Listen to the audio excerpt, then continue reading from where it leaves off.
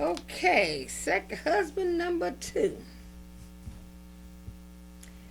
Now, this is what she says about the husband number 2. I fell in love with a man from another Samaritan town, whom I met when he passed through the village. He was a little older, had traveled more widely, and had more experience of life. He too was a stunner to look at, with dark Persian looks. But this his company, and my heart ached in the long gap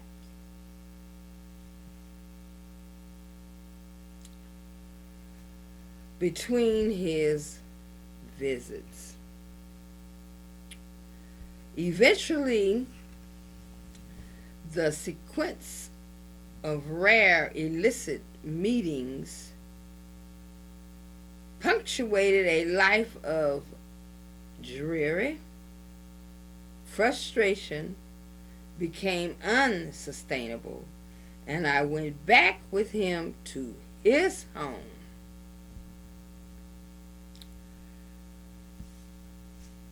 But after a while, he tired of my looks and turned to another woman. His infidelity was a thorn, and the jealousy which I felt spurred me on to give him cause for jealousy too. That did not lead to a reconciliation, but rather to him divorcing me for adultery. The fact that he had been unfaithful first was never even mentioned. I could hardly go back to my husband, and though my family were ashamed to take me in, they were so happy to see me again that they relented. They hoped I would settle down, but it was clear after a short while that there would be ongoing tensions at the home about what we each considered reasonably behavior. For having been a married woman twice over, I was not prepared to go back to doing what Mummy and Daddy said. Equally soon, I realized that I was in the early weeks of a pregnancy, which would make me even more of an embarrassment to them. The solution my family found was to scrape enough together to get me a little place of my own in the city of Sychar. There I would sink into a certain anonymity, and yet at the same time they would feel they were providing for their grandchild. For me, it was a perfect solution, since I was not afraid to live alone, and I brushed off the spiteful and unfair murmurings in the village that I was being provided with the means to run a brothel. Okay, now this is the woman at the well. We've just discussed that she was pregnant with her first child. Okay, and she was on husband number 2 then. Okay. By the time I gave birth to my daughter, I had already furnished my home with a new husband. This is husband number 3. Once again, I was passionately in love.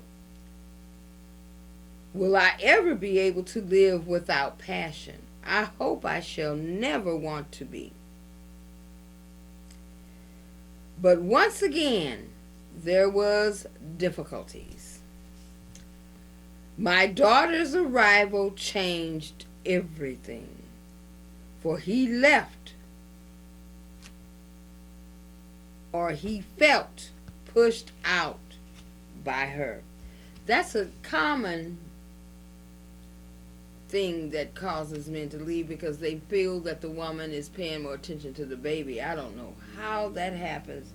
That has to have come from Satan from somewhere, for you to have those thoughts, because there's a different love there. The love that the woman has for her husband is a different love that she has for her children, and that's gonna have to be understood by men. If they don't understand it now to date, even after the women in the Bible had to go through this, then I don't know what to say. But anyway, he felt that he was left out. He was pushed out. I tried to make him see that he still had a role, but that a baby has needs that are more urgent and cannot wait. I thought the situation would sort itself out when the baby was no longer wakening me by night and requiring constant supervision by day. But by that time, we had a second child. So with her third husband, she had 2 more children. She had 1 with the second husband. She didn't have any with the first husband. She had 1 child with the second husband, but she had 2 with the third husband.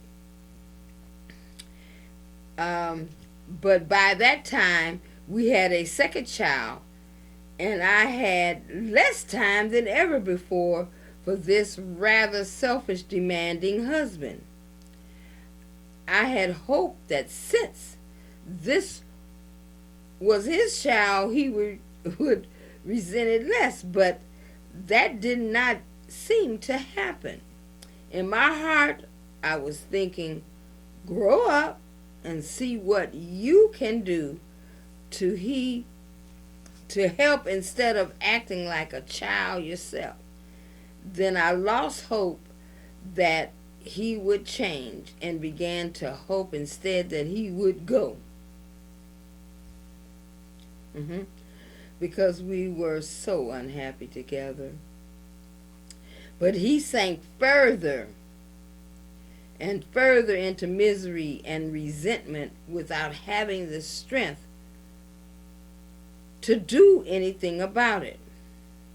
I was pregnant again. And as I approached my delivery date, I knew I could not cope with a new baby unless he went. I threw him out.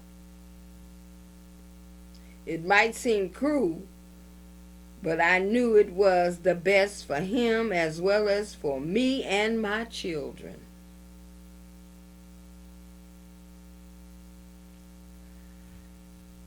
I felt a great burden lifted when he went. Motherhood is hard for anyone, and I was living away from my family, who would normally bustle around and take the fatigue away, but I preferred to have independence, even if it made for harder work. Free from the shackles of a morose husband, I found it easier to make friends now. Easy, especially among those who you might call the more worldly wise. My children provided me with a stable love that had lacked from my husband. They were beautiful, and I knew their love for me would last and they would not fail me. I'm going to take another break, and we'll be right back.